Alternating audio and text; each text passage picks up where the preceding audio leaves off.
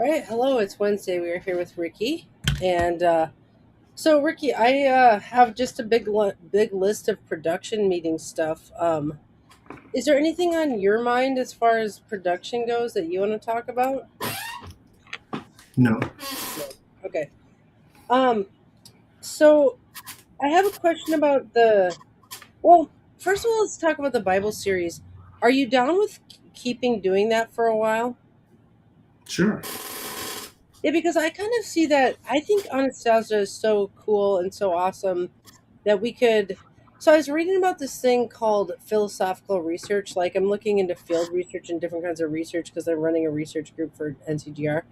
And in philosophical research, there's like basically you do concept analysis and you do dialectic learning where you put an idea against itself and you do all this kind of stuff that we kind of do in these conversations. And I almost see what we're doing as research. I mean, they are conversational. It's like that's how you do research in fields like theology. Is you have conversations basically. Hmm. And do you see it as research, or are we just chatting, or how do you see what we're doing there? I see it more as like pre-research. Okay, Yeah. like something be like we might uncover something that we then decide to actually research.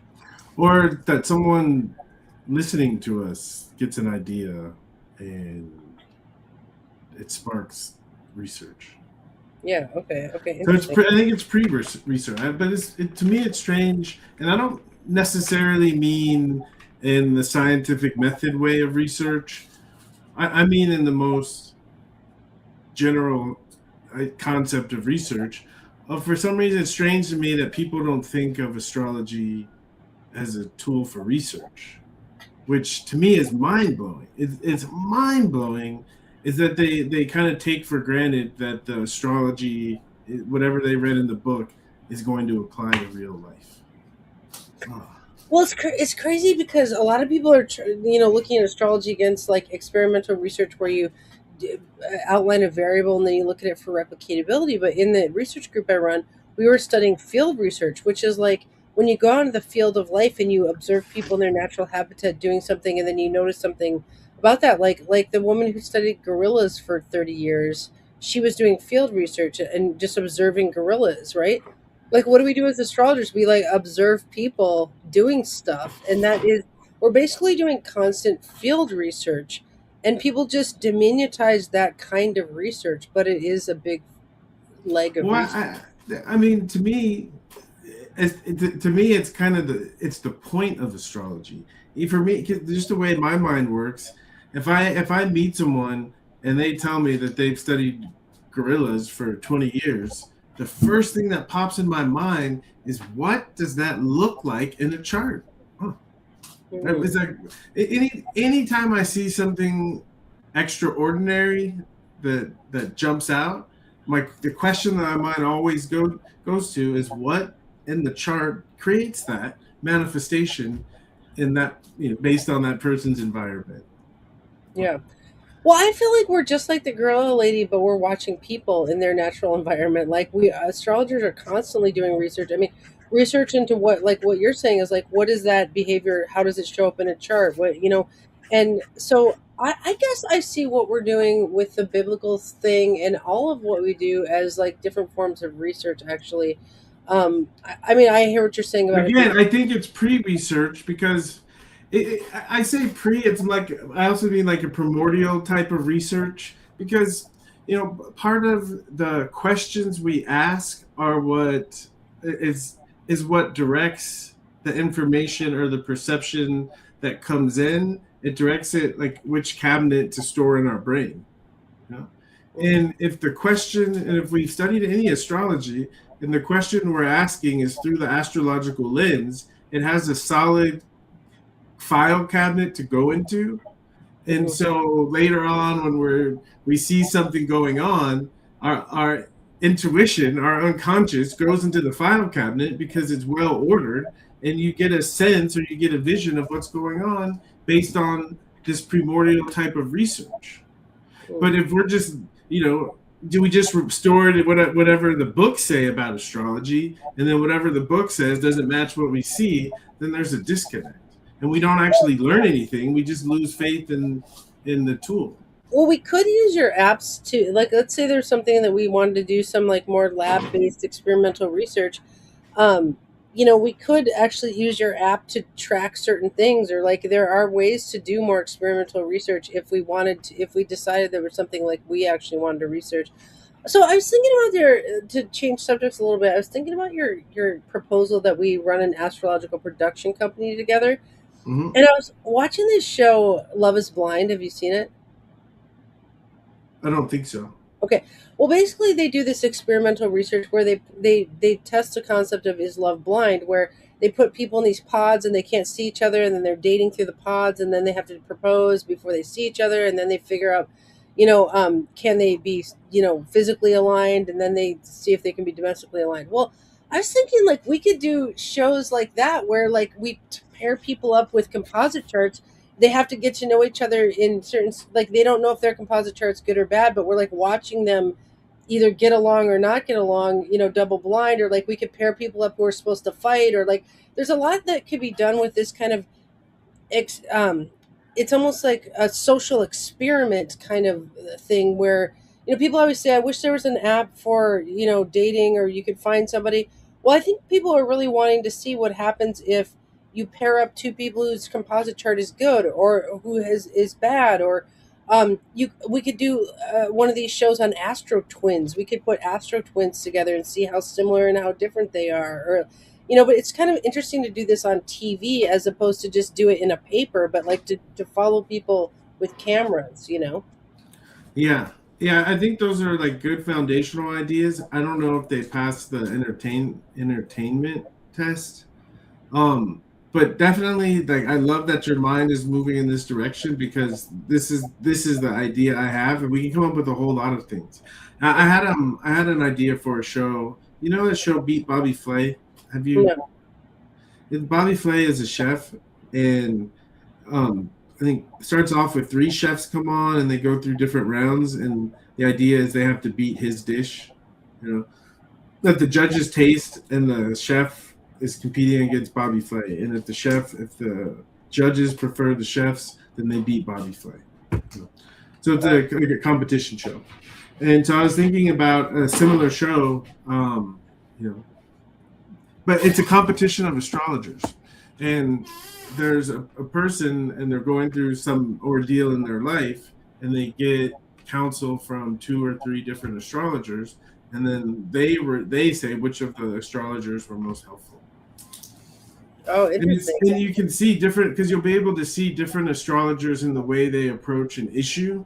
So the audience will be able to see the process of each of the astrologers and the interaction with the person, and then the person's response of which one was not necessarily most accurate, but most helpful. Um, Mm.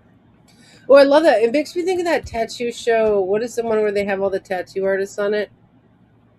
Um, I can't remember, but yeah, I mean, there's never been a competition show. Like, I kind of see what you're envisioning here with this production company, because it's like there's a lot of things like tattoos have become super popular. So then there was what is that tattoo show called? Anyway, the point was Kat Von D on that show. I don't know.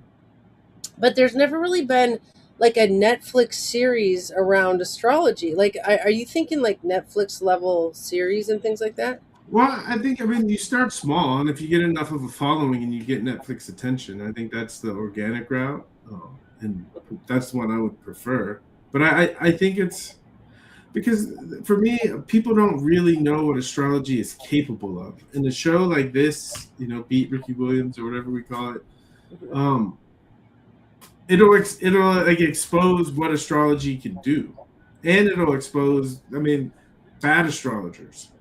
Because like if for me, I would have one astrologer, some kid, they think they're just not ready yet. When I say bad astrologers, it's not like a judgment. They're just not as ready as they think they are. And then you put them in a situation with a real person going through real stuff, and you see how they do. And then you have a serious astrologer, and then there's me. And then we go through each of them, and we see how each of us do, and then the judge is the person. You know, which one was most meaningful, which one really helped them, gave them the most clarity in dealing with whatever situation they're going through. Oh my god, I love that idea. Well, okay, so it's interesting because yeah, a competition between astrologers. Okay, so what I'm breaking out of is this idea that research should happen and then it ends up in a paper. What from watching this Love and as Blind show, it's like research happens and then it gets produced into episodes with series of developments and interviews and all this kind of stuff, and it's like it's all the interviews around it. You know, they would each have a person, or the person would get a reading from each of the person, and then there were people, and then there would be interviews about it. How did they do? What did the person think? Did it hurt them? Did they scare them? You know, all these kind of things. And you know, but okay, I want to show you this book I've been reading. I just started reading. It's called Celebrity CEO, because this is what you are, and what I think I am is in the modern day. It's like, in order to be working as an astrologer and really make it, you kind of have to be a celebrity CEO. And you absolutely are a celebrity apart from astrology, but I like how you keep producing shows with you as the celebrity in it. Like be Ricky Williams. Like I like that about you because you are a celebrity CEO. So like the thing is that having you in the center of the football movie and then having you in this, like I think that's exactly how we should be doing it if we're going to be building movies, is building it around you being a celebrity CEO. And that's not a detriment, that's a positive thing, right? We want to build around that. Yeah, I'm thinking I'm gonna run for president in like 20 years or something. Whoa. So yeah, so the celebrity CEO could, help the current guy get there. So maybe you can help me get there too. Okay, it's good start. So then I have some like actual more logistical questions of how, so if we were going to run a production company, we're kind of time boxed on this Wednesday 2 to 3 hour, which is for me too. Like I'm literally booked up pretty much every hour of my week. How would we work it out so we go forward in that business? How does it, what does that look like? I don't know. I don't know either. I mean, um like we would probably need to work with a team. Yeah, that probably help. Okay. So would it be like gathering people to be on the team? Like, do you have people on your side who would be on that team?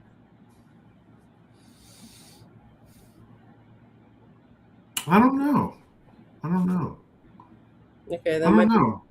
Yeah, I don't know. I don't tend to think of the people that are around me as being exceptionally competent. You know, okay. they're cool and they Yeah. listen to me. They think I'm interesting, but Yeah. competent, no, no, Okay. no. Well, I'm trying to think what the next step would be as far as like with the movie. I guess the next step with the football movie would be we have to get either a screenwriter or a funder. I mean, I don't know what is the next step with that movie. Yeah, both of those would help. Yeah. Would make things easier. So I feel like it's beyond my scope, like as far as like as big as it needs to be, is like I don't have the connections that are as big as it needs to be. Like so I feel stuck on that equation. Yeah, yeah. I think don't worry about that. I think you start with where you are and um, yeah, start with where you are and build from there. I think that's just general good advice because we got something, and I think something like this is you plant the seed, and we don't really know what kind of seed it is, so we just water it and see what happens. Okay, so you think we should just put it out there to the universe and that's how it will grow. But I think we just keep talking about it because it's not just put it out. You can put a seed, but if you don't take care of that seed and water it, um, probably not going to work. So you're thinking about like as we go forward in our lives, like we have that concept built, and then you'll just talk to people as you meet them, and tell them about it and see what sticks or what Yeah, exactly. happens. You'll see because we'll start to meet certain people. Like I have this guy that I met. I shot a short, and this guy he's a director.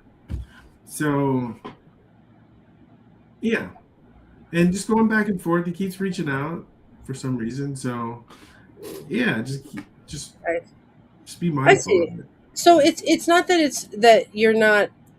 It's not. It's on your radar, and you're kind of taking it with you in all your interactions. And then when the time is right, you'll kind of pull it out of your hat, kind of thing. Exactly. Yeah. Because it's building. It's like people don't realize, but we think of it in a negative way. When we suppress something, it gets bigger and bigger until it shows up in our life and we have to deal with it. The same thing works for positive things. For something you're really excited about and you have this sense that it's not time, because a lot of times we get excited and then we tell everyone and we use up all the energy of it and it doesn't come to fruition. But if there's something and we have like a feeling about it, this could be really cool, and we kind of stuff it down, it attracts certain experiences and it gains strength. And then next thing you know, you get a phone call, or next thing you know, you're shooting a film. And it's like, how the hell did I get here? And then you remember that moment where you're like, this was a good idea that occurred 5, 7, 15, 20 years previous. So I see. So in your mind, that movie could come out like 5 years from now, and that might be the trajectory. But it's not like something that it you're could like, be 50 years, it could be 100 years, but something that I know the world needs. So I feel like I'm just going to do my part to contribute what I can to making it a reality. And if you get enough people that get it and that are willing to do it, then some things come. When people do manifestation, I think what they don't consider enough is the people in their lives.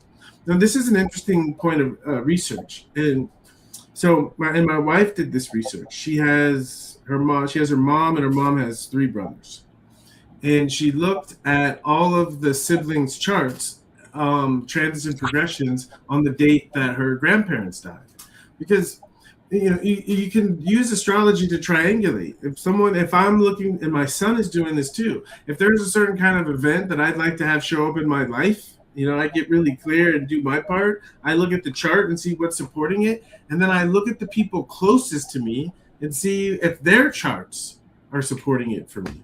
And if you get that, the manifestation becomes exponentially more powerful, because it's not just your energy bringing it, you're using the energy of the people closest to you. yeah. They say that if you pray on a concept with a group of people, it becomes like way stronger because like you're basically manifesting it as a group as opposed to just like your own vision of it. So I hear that. Well, I want to clarify this thing of prayer, because I do think what I'm talking about is prayer. But to me, prayer without looking at the chart is wasteful, and to a certain extent, it's sacrilege. Because wait, are you praying against the chart? Are you praying in alignment with the chart? Are you praying informed by the chart? Are you praying ignorant of the chart? Right? Mhm. Boom, boom, boom, boom. Some people, because they don't speak the language, they have to check the ignorant part. But us that do, anyone that speaks the astrological language or understands a little bit and also invests in prayer, is a huge missed opportunity not to pray utilizing the chart. Mhm. Yeah, as far as a team goes, I have at least 2 ultra competent people over here. Shane is a Capricorn moon, and he's a Virgo, and he's like extremely competent at every single thing you could possibly imagine. And then we also have Jay Z, who's a Pisces sun, in a Cancer moon, so he's got like the artistic. He's an artist, and he's an Aries rising, and like we definitely have some people over here that if we needed some thinkers, on the team. Like I definitely have people on my team, and then there's always Billy if we need like a big gun producer, but he's less available because he's always producing albums. But I think, I definitely do have people that our team can rise to an occasion if there's an occasion to rise to, kind of thing. Yeah, perfect. My Sun Mars Perfect. Saturn is super rigorous, so there's always that. Yeah, perfect. Okay. Oh, the other thing, and it's related to research, is I've the past few days I've been like completely fascinated studying the Supremes and yeah, their story. The music group. Hmm. Yeah. And what does any of it like ring true with you, or what was it, what's fascinating about it to you? Mm, just from a research perspective of of to me, I watched a couple of documentaries on Diana Ross and the Supremes, so I got more of the texture of the story, and all three of the original Supremes have accurate birth data, and so looking at the chart and then looking at the transits and progressions when certain things occurred, and I call that research, but there's something magical and mystical and strange when you Hmm. do that kind of research. It's like something comes alive. Hmm. Hmm. You know? Yeah, that's how I felt when I studied Guns N' Roses, Hmm. because their charts match up like so crazily, and like just yeah, like yeah, I see what you're saying there. Um, so as far as I the guess with I'm just obsessed with storytelling. I mean, it's to me that's probably my favorite use of astrology is to facilitate really, really accurate, powerful, um, entertaining, meaningful storytelling. hmm yeah.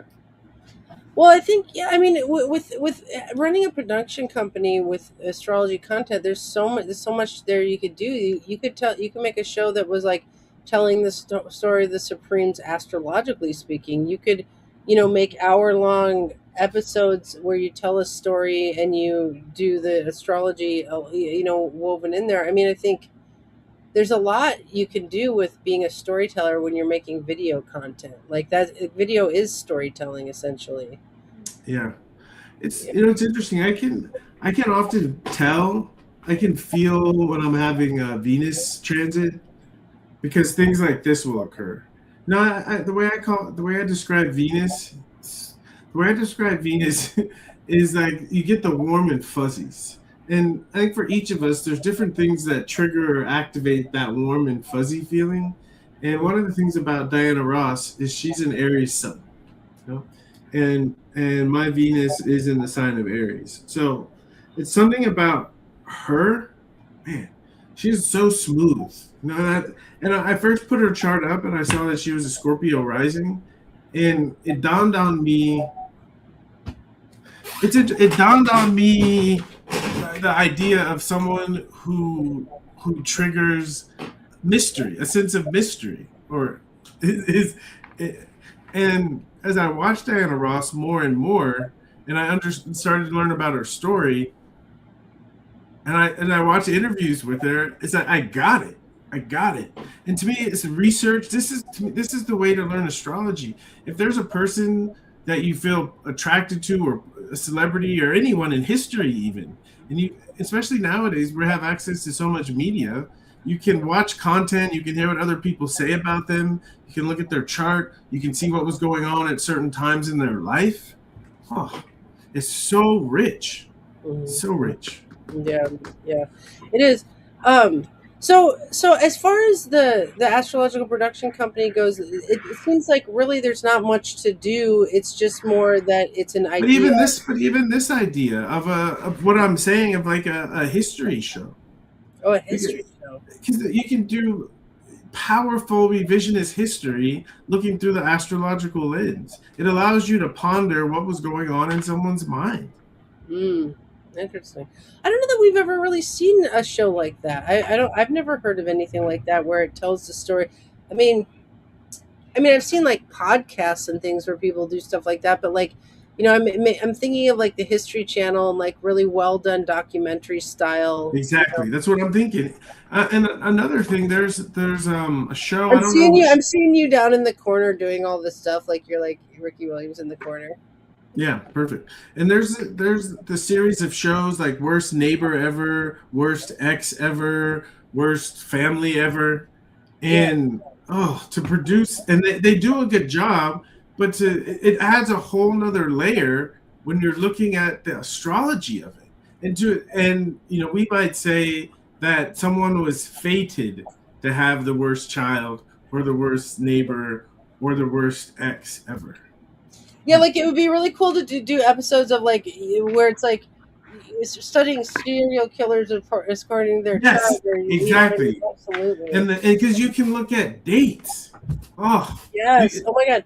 Yeah, there was a serial killer show I was just watching recently, and he was a strangler, and he had Mars and Aries square Uranus, and like he had a Scorpio moon opposed Pluto, and or Taurus moon opposed Pluto and Scorpio, something like that. But he was like just had this like homicidal looking chart, and it would have been it would have been really interesting to time his episodes and to his chart and all this kind of stuff, and like looking at like their tattoo patterns and like all. I mean, there's so much we could get into with that. Who's the audience are you thinking? Are you thinking of the general public, or are you thinking of astrologers as the audience? well, it would have to start off niche with astrologers as the audience because they're the ones that would appreciate the content the most. But to me, the larger the larger mission, and I've been listening to a book on the rise of Christianity, and it's interesting to think of the environment that allowed Christianity to spread relatively quickly, across an empire, and it was several things that had to click, and I think, I think we're missionaries. I was talking to my mom about this the other day, as we're missionaries, and I was talking to a missionary. I was talking to a missionary, like a guy we were doing fundraising for the missions.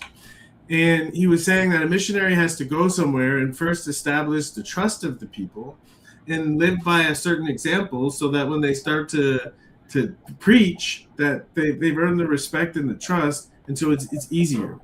And I think the more people that realize how astrology can improve the quality of their life, and they put the effort in to learn the language, I imagine a world in 100 years where no one would consider like going out or doing anything important, and it's not consulting their chart, but at least in their mind, right? Because they know their chart and they know themselves, thinking, right, is this a good idea for me right now? Mm-hmm. Mm-hmm. And imagine if everyone knew themselves enough and were in the habit of asking themselves that question. Oh. Mm-hmm. Mm-hmm. Interesting. So in Celebrity CEO, he talks about how you shouldn't waste your time trying to be famous to everybody, because he said like being a celebrity CEO is like a local thing. Like for example, in football, you're very famous to football players, but like to like ballerinas, they probably don't know who you are. And like if you're a really well-known real estate agent, you're really well known in a certain suburb, but you're not known anywhere else. Like that's the quality of being famous, is actually you're famous to a certain it was like saying be famous to your family, whatever that means. So like our family is astrologers, and this would be being well known in front of that group. If we did this and people started to see that someone was putting out astrological content like that, we'd become super famous. And then we could go to any conference and we can just talk, right? Our topic can be, right, creating astrological content. Yeah. Then people who are interested or want to, we're going to have a lot of business for our production company, because with our minds and bringing other creative minds and people that are learning astrology but have an expertise in production and coming up with ideas like this, we could come up with some really, really amazing shows.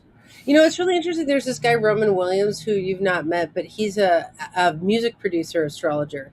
And so it's like we could work with Roman Williams. He could do the soundtracks. And like, I love that idea that we actually go out into the astrology community to find the team. Exactly. It makes me think how it would be cool at a conference. We could have a table for our production company at a conference, and then, attract people there, as far as obviously not only watching the content, but also working with us on the content, because I'll start like something like that, Yeah, 100%. And I even see, if we find the right talent, like something like an astrological version of Mr. Rogers' Neighborhood.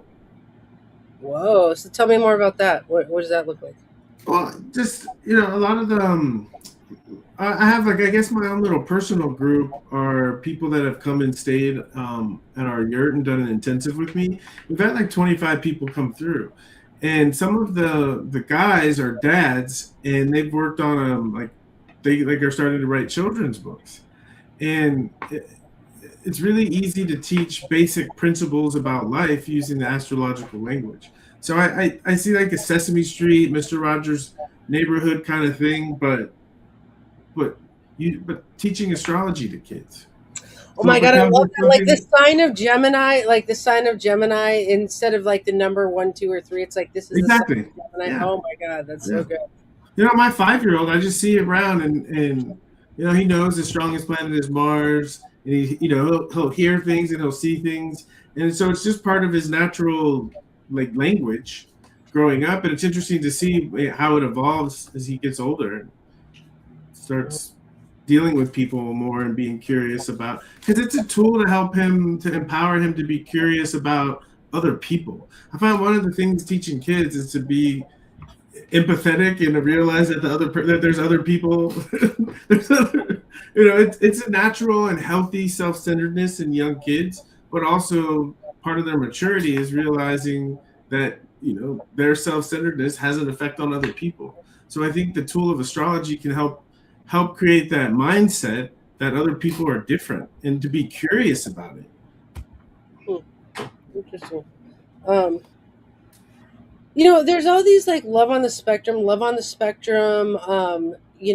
down for love. Like there's a lot of love shows. So I feel like love astrology content is one of the things I'm interested in, of like pairing people up to their charts, analyzing that, like I mentioned before. But um we could have, yeah, shows that focus on like subsets of like, you know, something like charting the spectrum, where we're like looking at the charts of autistic people, or we're like, we could. I mean, not that I'm trying to like rip off other shows, but like it's that We precedent. are trying to rip off other shows. We can do it better. That's the whole point. Because if it's way out there, it's not going to connect. If it's something that people relate to, but it has an astrological twist to it, I think it's something that could work. Because we can. The powerful thing is casting. Because if you're casting a reality show and you have charts, you can set up any kind of dynamic that you want. We could do a show where we only get people that have their sun, moon, and ascendant and fire signs, or earth signs, or water signs, Oh, or that's a really good do idea. Like different we teams, or yeah. we could yeah, oh my god, I love that. Like you get all a bunch of fiery charts together and watch them battle, and then you get all these earth charts and you watch them do practical tasks, and then like all these water charts and they play music, and like, Yeah. yeah, there's so many ways to do that. Yeah, okay, And like interesting. you said, we can look at the composite charts. We can see people, right, that who their Mars is clash, and we can force them to be roommates when we know transiting Mars is go right. Oh, If we like if we're talking to the audience and we're explaining to them why we're doing it based on the astrology and what we expect to see, that could be really, really interesting. I really want us to look at it as experimental research shows or field research shows. But like, what was okay? We got Casri's here in the chat, and she's saying that she loves the idea of what we're talking about, and that the idea of astrology in any of the show formats is totally unique. I actually agree. Like, if we could get as big as Netflix, which feel like you and I both have what it takes to do something that big. I think we're like a go big kind of a pair. Wait a minute. Did I tell you I told you I got offered a job, right? No, Oh wow. This is funny. I got offered a coaching job. really, I where did. In London. are you gonna take it? I think so, yeah. Really? So you're going to move to London and be a football coach? Just for 5 months. It's just April to September. Oh wow! So would you take Linnea with you, or Yeah, they're gonna come. yeah? That's really cool. What is the place? Or It's a team called the London Guard. There's a European football league. okay. It's been around for 20 years. I've known about it for. That was one of those things where I coached an international football team in Sweden, and I learned that international football was a thing. And I'm a ninth house Sun conjunct Jupiter, so it was fun. It was much more fun doing it internationally than it was at home, and so I kind of told myself I could do football if it was like this. And then lo and behold, having a lot of sun activations in my chart, and I get offered a head coaching job. And it's also interesting that we've been talking about me playing a head coach in a movie. Yeah, right. Yeah, yeah. So I'll be this will give me practice of playing that role because I'll be a head coach. And Maybe.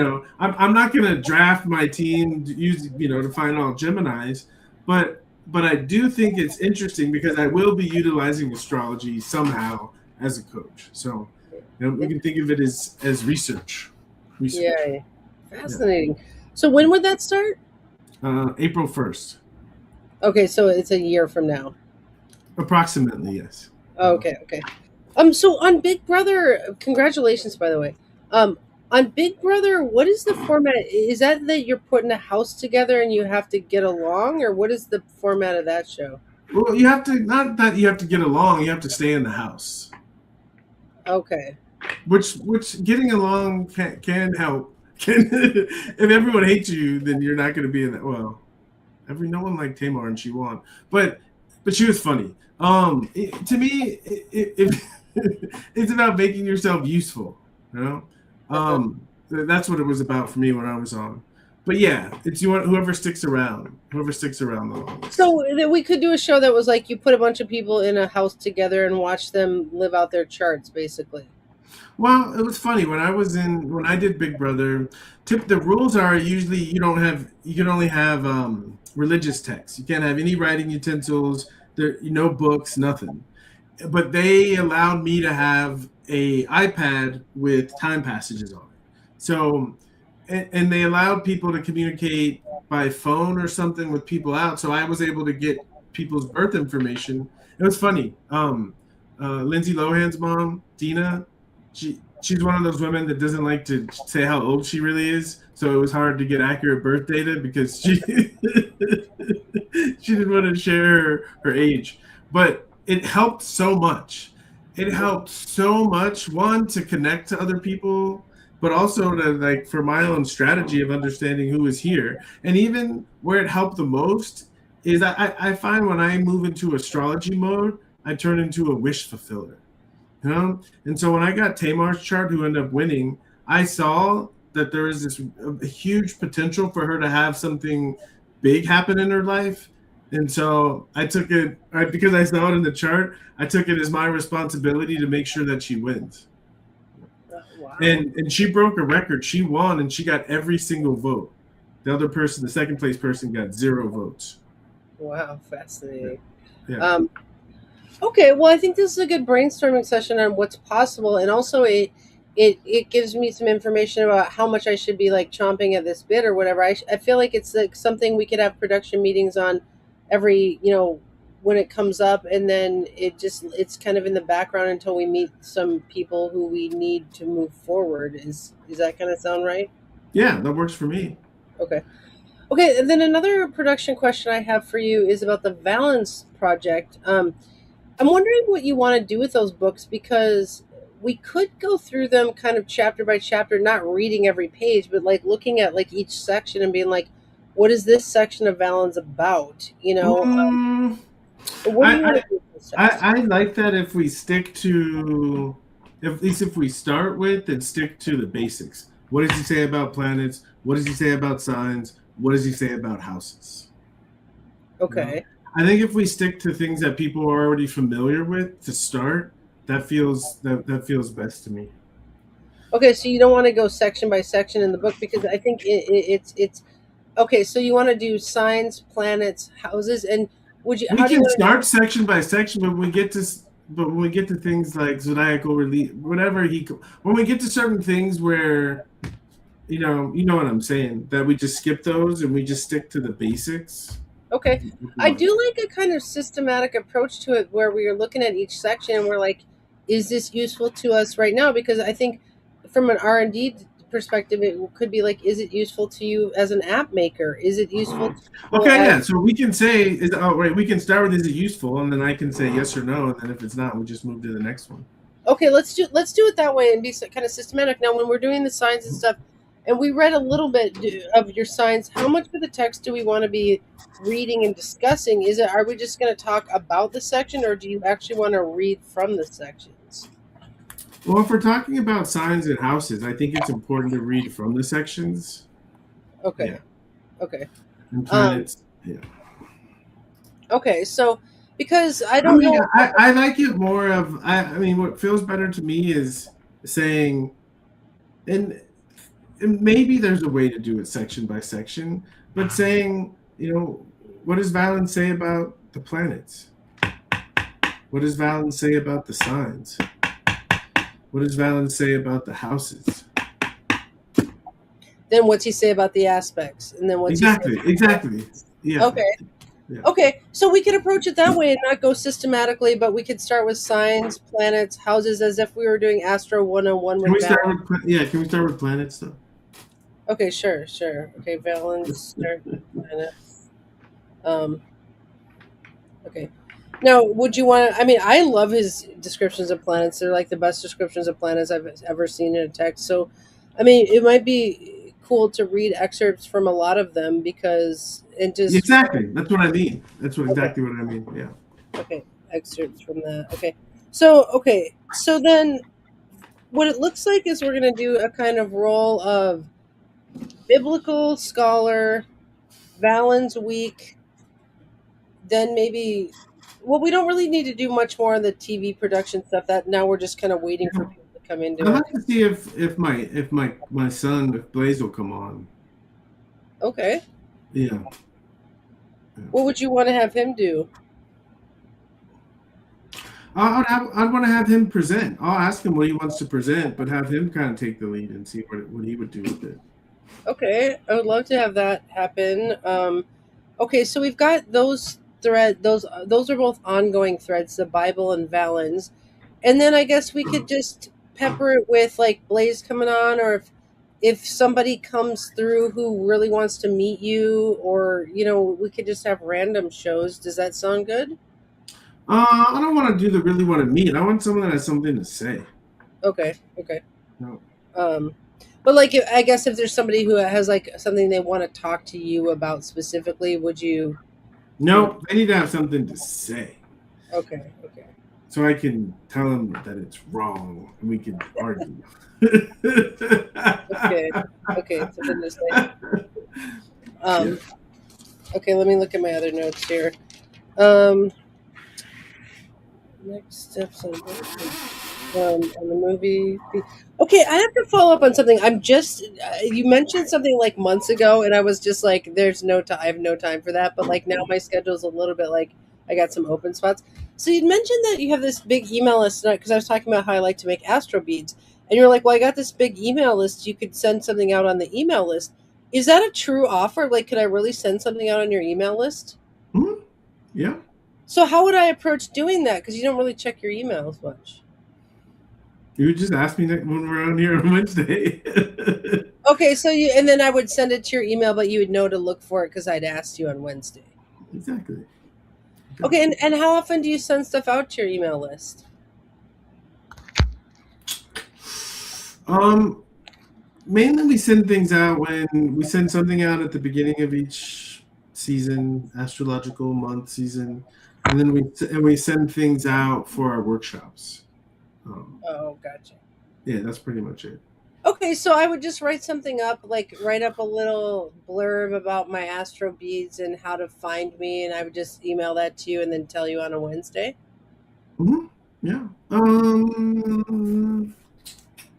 I think what I would want to do is have you on like the Leela podcast and introduce and just does chit chat and you talk about it, so it's not coming out of the blue, and then I would add whatever you put to the email when we share the podcast. Okay, cool. Well, I would love to do that at some point because I have my schedule such that I could now start making astro beads for people. So I don't know how we get that scheduled. Yeah. Yeah, just let me know when you're free and we can just shoot a podcast. Well, would you want to do it one of these Wednesdays instead of this? We would do it on your channel. Yeah, we can do that. So what would the topic be? Would it be remediation or what It would be content would you? it would be astro beads. Okay, what's your thesis here? What's your It would be that I make beads to people's charts, and that they're like an expression of your spirit, and that basically, yeah, I could show astro beads I've built. I could build some on air. I could, or something like that. I could just show what it is. Okay, well, if you're asking my opinion, even if you're not, I'm going to share it. So I would prefer to like work with you to create like astro beads, but talisman astro beads. Oh, like a specific remediation, like beads of Exactly, remediation. exactly, Oh, 100%. Yeah. okay, okay. Well, I definitely know how to do talisman making, so I could absolutely do that. Like if somebody wanted beads that were a remediation for their chart, then I could build them under the energies. Like if they needed more Mars, I could build them under Mars Perfect. energies and build a Yeah, very martial. because this podcast would be really good for me to talk about because what we have in Leela is we have what we call astrostats, so people can see their strongest planets and etc. And in this system, if you look at someone's most harmonious planet and you created beads related to that most harmonious planet, that becomes a good luck charm. Oh, okay, yeah. Well, okay, so maybe let's do an episode where we talk about astro beads as remedies and talismans and things like that. Yeah, Absolutely. Um, so so how do you run your podcast? You just run it, like, what platform do you use, or how do you do it? I use Zoom. Okay, you use Zoom. Yeah, Um, well, do you want to schedule that for 2 weeks from now?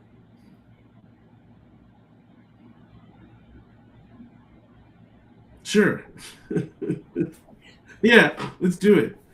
Okay, I'm gonna put it on my schedule. Hold on. I'm a scheduler. Yeah, not me. You As you seem can more tell. of like a go by the seat of your Someone pants. says someone tells me to schedule something, and I just kind of go, um, yeah, Okay, well, I'll text you and remind you that day. please, yeah, thank you. Okay, Ricky show beads as talismans on his podcast. Okay, and then do you upload it from Zoom to YouTube? I don't know, my wife does that, but yeah, I Oh, think she gotcha. does Okay. something like that. Okay. All right. So your team will handle it. Okay. Cool. Yeah, Um, okay. Cool. Dealing with that. Okay. I rarely have a break in my schedule. It's like it's not even that I have a break. I've just built a school online and now in person, and now I'm like basically built it, and I really have like not much more production stuff to do there. So now I'm like I can actually focus on something else. yeah. I feel like I'm almost getting there with the app. I feel like we should be done with the app by the end of this year, and then it's like ready to move on to something different. Interesting. Um, okay. Well, that's all. That was everything on my list. Anything you got on your mind? Yeah, always, always, always, always. Um, I guess just getting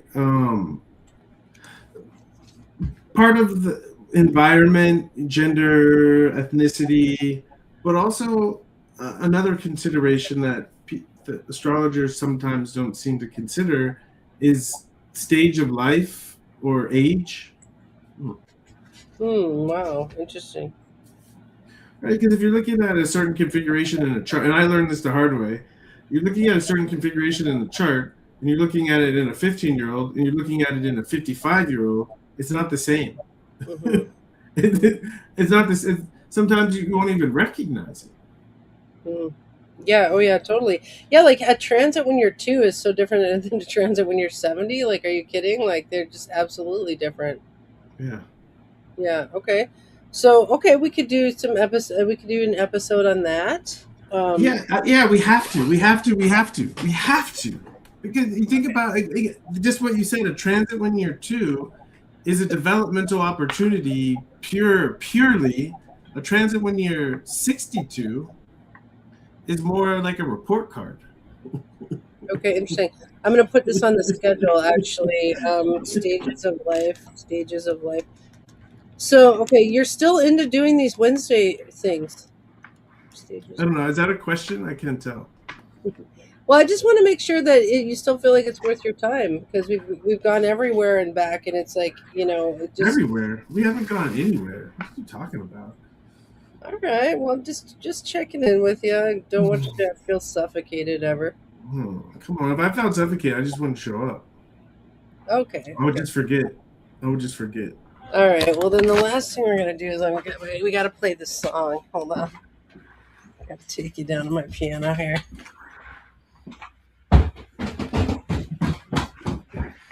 Now, definitely not a Rastafarian, and I'm definitely just like a white girl. So, um, Are you?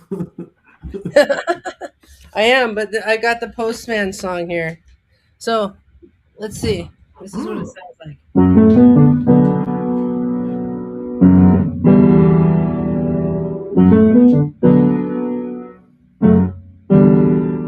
And then reggae's like.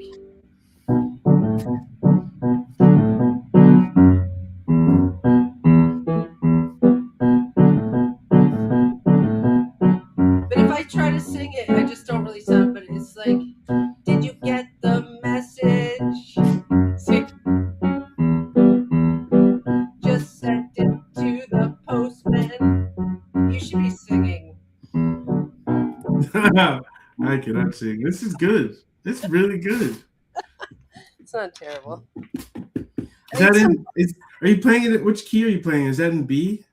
Um, really, you can tell keys that was B. Yeah, No, wait, actually, it's B minor. B minor. Perfect. Yeah. How do you know that, Ricky? Because that song is special to me, and I know that it's played in B because the planet associated with B in my system is Mercury, and it's such a mercurial song. So I like finding songs where the theme of the song and the key align planetarily. Another song like that is Three Little Birds by Bob Marley.